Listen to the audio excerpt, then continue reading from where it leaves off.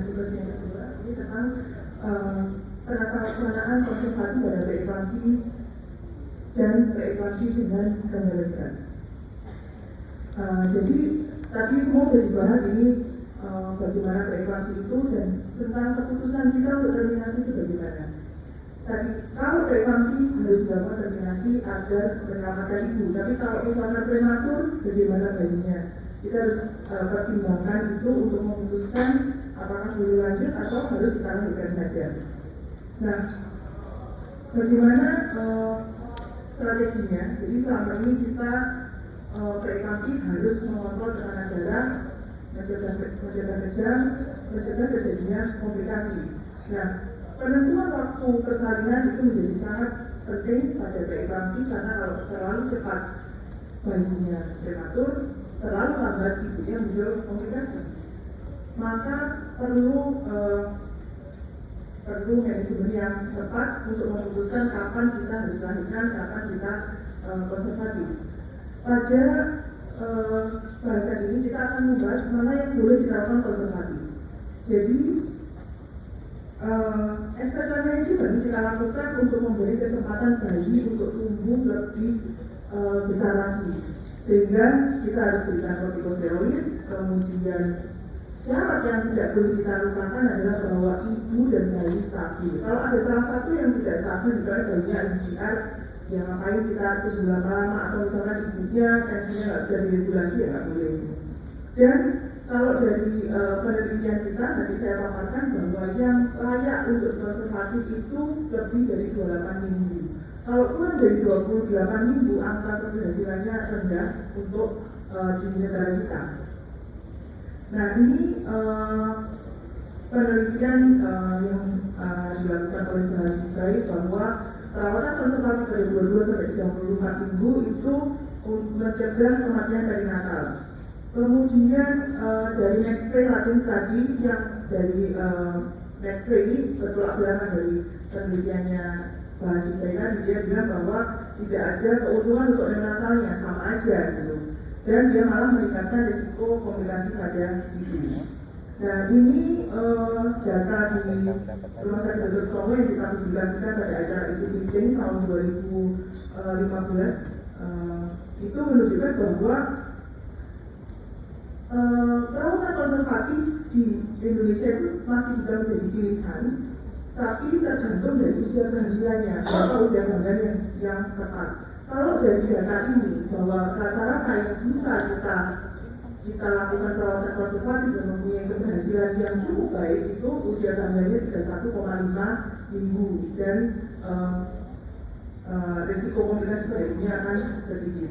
Nah, kemudian penelitian ini penelitian disertasi saya bersama Prof. Heri dan Prof. Dekker, kita memberikan methylprednisolone, dan ternyata dari penelitian ini memang kita mampu untuk melakukan perpanjangan usia kehamilan pada saat dirawat konservatif itu rata-rata 14 hari ya, 13,8 hari rata-rata kita bisa merawat itu 2 minggu.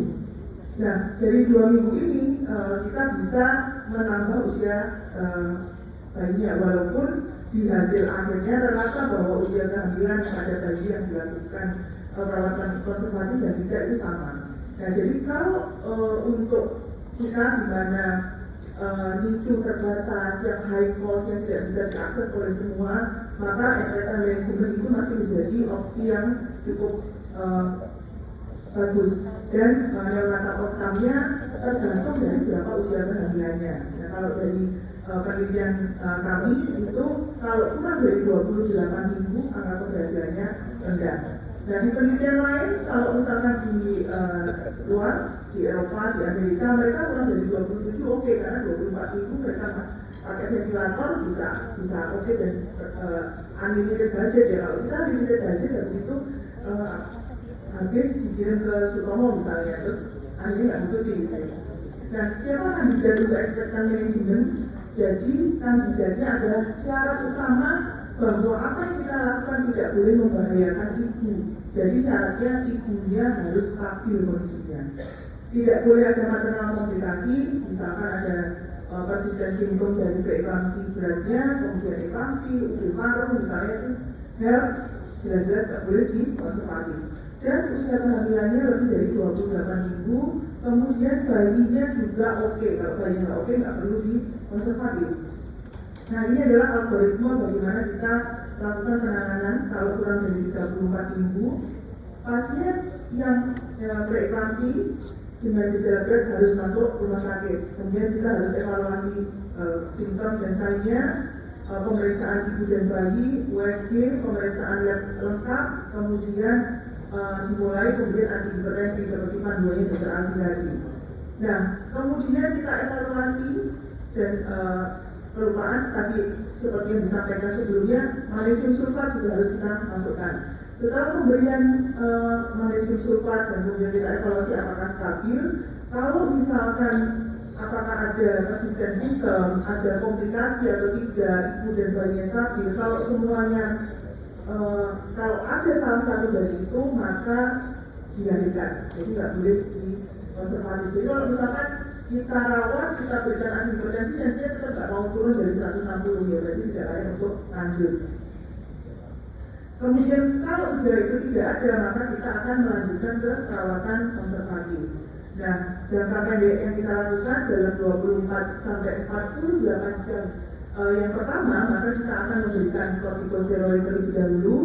Kemudian kita lihat berapa proteinuria dengan kita produksi urin 24 jam dan kita hitung proteinuri, kemudian assessment ibu, tekanan darah, kemudian bagaimana tanda-tanda apakah ada tanda-tanda komplikasi dari preeklampsi.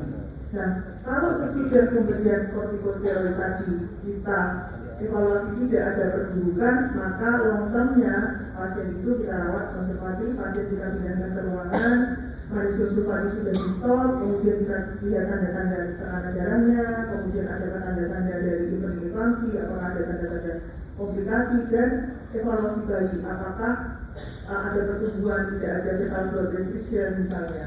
Dan kalau misalkan semuanya oke, target kita adalah 34 minggu. Dengan 34 minggu maka kita akan melahirkan bayi. Tapi kalau sampai sebelum 34 minggu gejala tadi muncul, maka kita harus lahirkan. Nah, target persalinan adalah 34 minggu.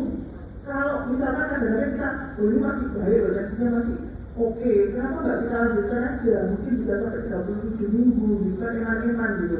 Nah, dari berbagai data menunjukkan bahwa kalau kita tunggu lebih dari 34 minggu pada pasien early onset yang kita lakukan konservasi tadi, maka risiko terjadinya komplikasi akan lebih tinggi. Sehingga persalinan kita rencanakan di 34 minggu. Nah, itu adalah untuk konservasi pada preeklampsi dengan gejala yang berat.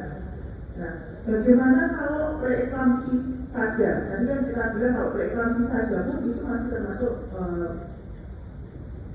komplikasi yang berat dari kehamilan. Nah, apakah masih layak juga untuk kita rawat konservatif atau kita lahirkan?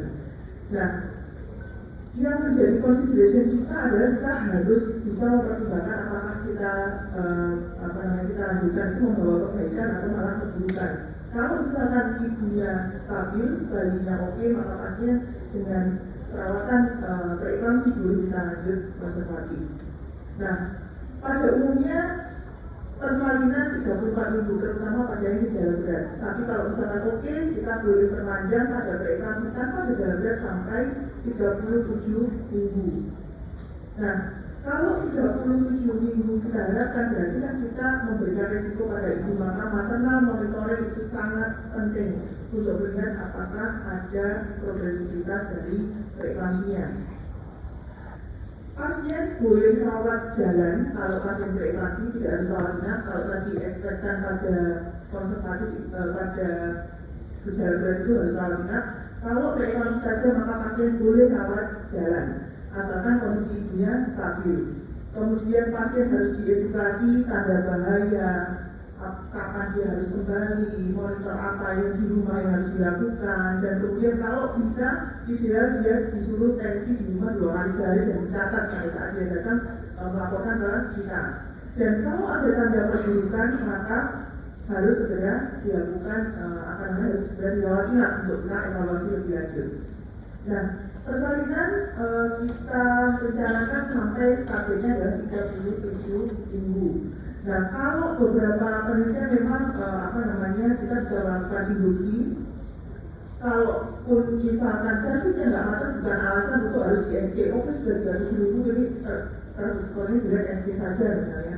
Nah, ini beberapa penelitian, ini di Dita Trial itu dia melakukan penelitian di induksi atau ditunggu pada pasien yang dilakukan dari pasien dilakukan di 36 minggu. Ternyata dari Dita Trial ini maupun di Dita Trial ini bahwa induksi di 37 minggu tidak meningkatkan resiko seksi cesarean. Karena kita khawatirkan pelvis jelek, nanti gagal, nanti akhirnya SC. Ternyata dari Dita Trial tidak, dan outcome pada bayinya ternyata lebih bagus.